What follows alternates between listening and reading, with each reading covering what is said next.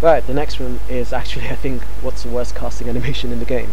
It's this one. It's the one I've seen the most complaints about. It's the one I like the least. It's why a lot of players don't use male night elves as casters, because you only have two animations for casting.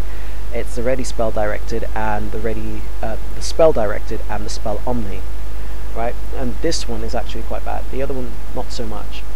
And this one, he's quivering like a leaf. He doesn't look like he's in control. It looks like he's overwhelmed. He looks like he's frightened.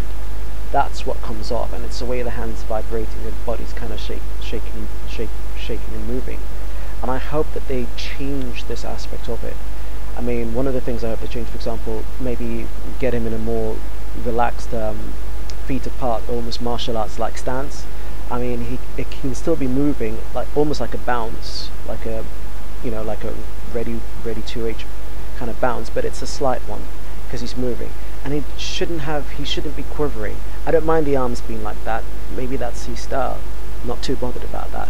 But watch his eyes. He's looking either at the ground, you know, or at the ball. He's not looking at his target. You see, whenever you're directing something, you have to look at your target. It's so amateur to look at the ground. You see, so that's got to change. So they've got to change the head so that it's looking at the target. I like the fact that the ears are moving. That's really good animation, if you notice, right? And then the other thing, I'm fine with the arms like bent up like that, but the vibrating shape, change that. Take both arms, make it lower so it's not actually at the top of his head. It looks like he's going to blow his head off, or as he damages the enemy, it looks like part of his face will be damaged, you know, in the same process. So bring it a little bit lower. Eyes focused on the enemy instead. Maybe you could even angle it slightly. But what I was suggesting, instead of having the hands vibrate like that, how about having a circular motion, almost like he's forming a ball, you know? So his hands are rotating, and it's like as the magic ball is forming, the hands are getting further and further apart, but it's kind of staying at the same level. They're just going in a circular motion, like they're forming or kneading a dough ball in their hands. Then you can add a little bit of finger movement like he's crafting. I mean, these guys are druids, you know. I mean, they're skillful crafters, so they, you know, it's like they're weaving patterns, you know. So that will be a nice touch to it, and it'll make him look a lot more confident and focused. You see, he's not an amateur. These guys were the ones who discovered magic according to the law, anyway. And all night elves, you read the knack books, you know, all night elves were casting back in those days, you know. And some of them got really intense, and that's what caused all that Burning Legion stuff. The Highborn were really focused on arcane magic, you know, but then the priests were really focused on divine magic.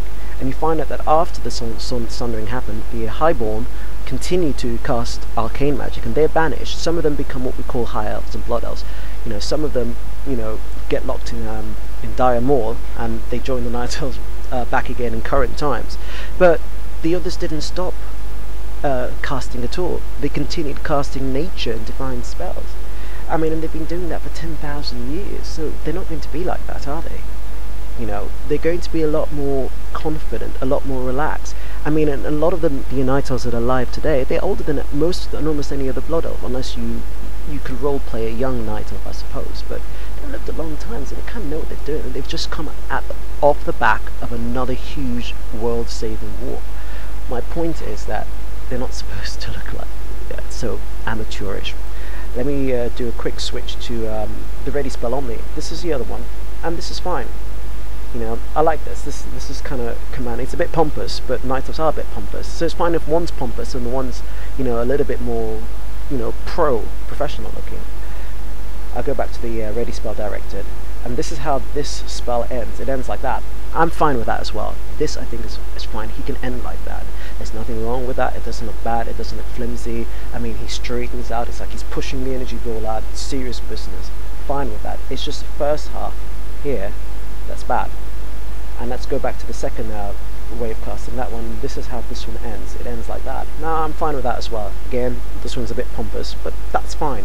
That sort of suits Night Elves. I mean, they shouldn't all be pompous. You know, so it's fine that one's pompous and maybe the other one is a bit less so, but, you know, this one and the Ready 1H are the two main ones, and there are another three I'm going to go through in this series, but if they fix that, I think it will solve a lot of the issues with the Night Elf male. Thank you.